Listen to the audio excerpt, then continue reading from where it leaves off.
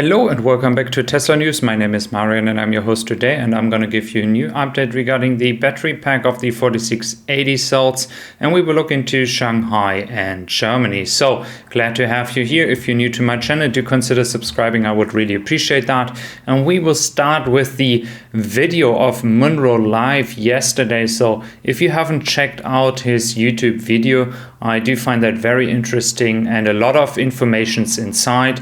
Just going to take the most important away, which is that when we had the opening day of Giga Berlin, we already saw that the seats are going to be fitted on top of the battery pack. So based on that information in the past, I was making a video and a lot of people said I'm crazy, I'm stupid, this is never going to happen. This is just a stunt. No, it's not.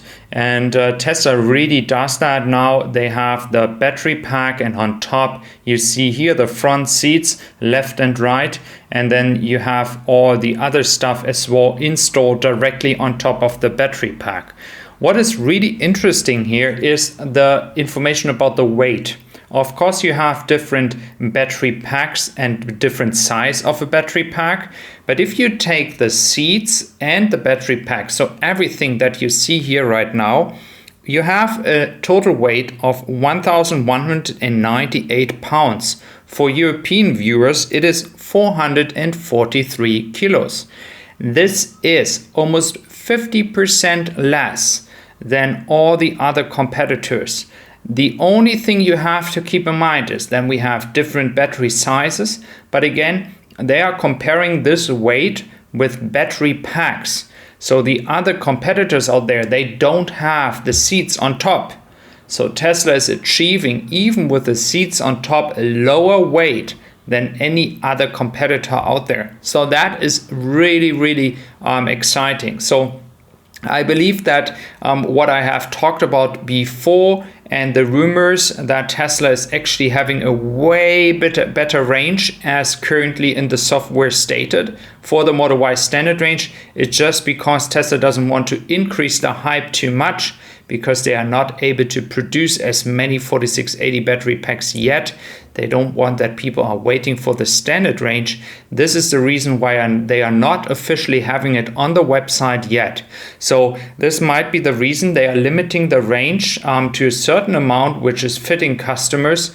But we have seen a lot of reports about being able to still drive at 0%, having no issues doing any kind of stuff when it comes to the 100%, where there were people that assuming that the battery might be getting even more full than you're actually seeing on your screen.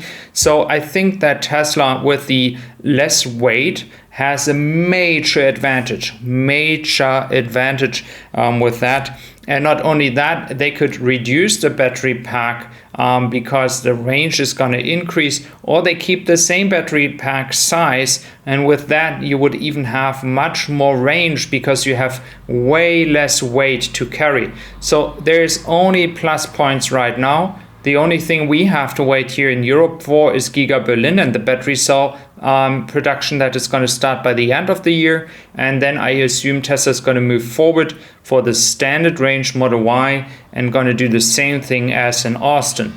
Interesting part in Austin though, we do know that the 2170 cell pack is coming from Nevada, and Tesla is able to ramp up very quickly the production. We see many new cars out there. We are just at the beginning of the quarter, so I do expect major improvements to the delivery numbers coming from Texas. So this could really change Q3.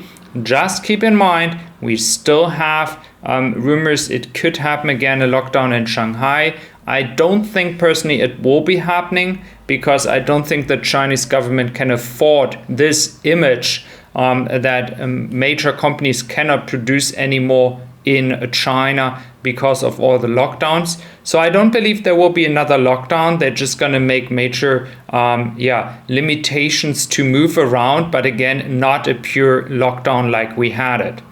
If we're looking at the stock price of Tesla, we do see that even though it was not such a good quarter based on media, we do clearly see here that Tesla gained 6% in the past 5 days. It is going upwards, and as I'm speaking here, Tesla is actually very good in the pre-market in Germany. So I think many people now realize that actually it was all bashing, it was all negative news, but there was actually no valid information behind that, because Tesla is actually doing a great job despite all the challenges.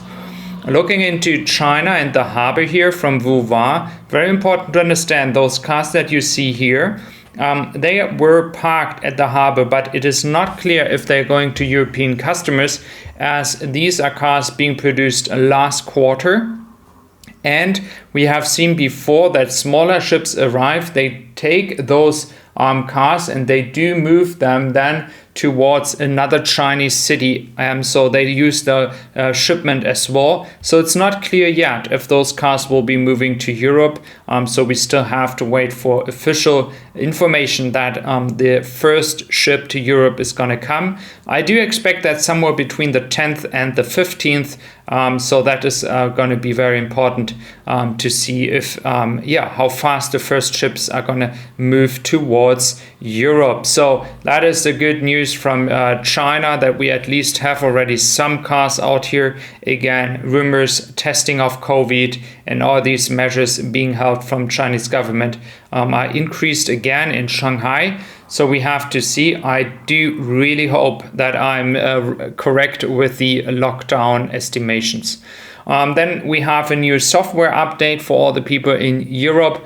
Yesterday there came a new software update 2022.16.3. If we look in the British market, we see the Tesla Model Y in second place overall in June, doing a great job here. Then year to date being in the 10th position. I think it's just a question of time that this year, if we are moving forward and then beginning next year, that Tesla will be very fast moving up to the second place. There's not a big difference here. Vauxhall Corsa might be still out for quite some time, but I think it's just a question of time that Tesla will dominate the market in Great Britain.